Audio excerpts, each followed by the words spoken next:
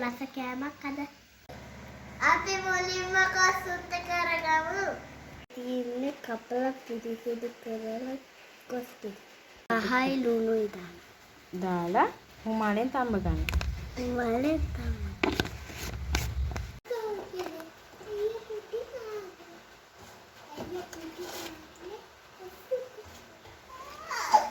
කොටද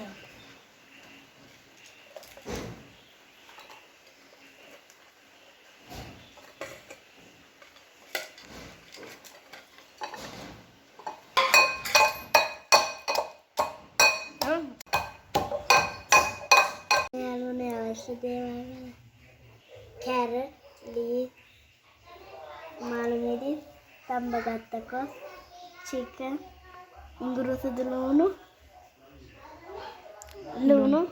ගම්මිරි විතරයි.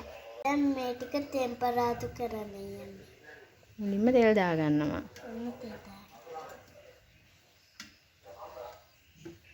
තෙල් දාගන්න.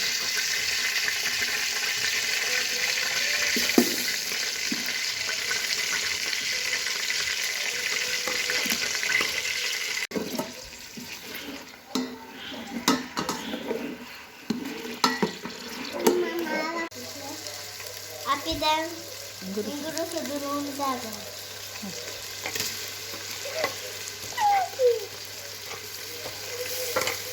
හොඳ සුවඳක් නම් එනවා යාළුවනේ. දාගමු. ඔක්කොම දානවා. ඔක්කොම දාන්න.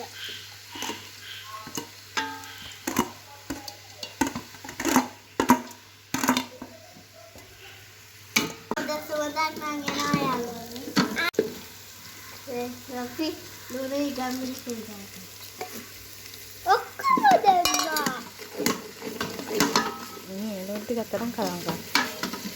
ඒ දෙන්න ඩායියක්. ඒකට බිත්තර දාගන්න. අන්න ජබුන් කිව්වර ටික දාගමු. ටික. ආවේ ටික.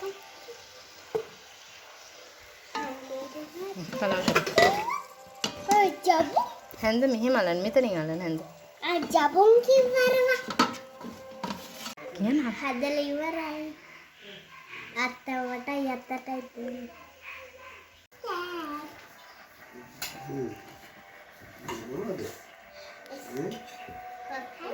Koskottu. Sasaid.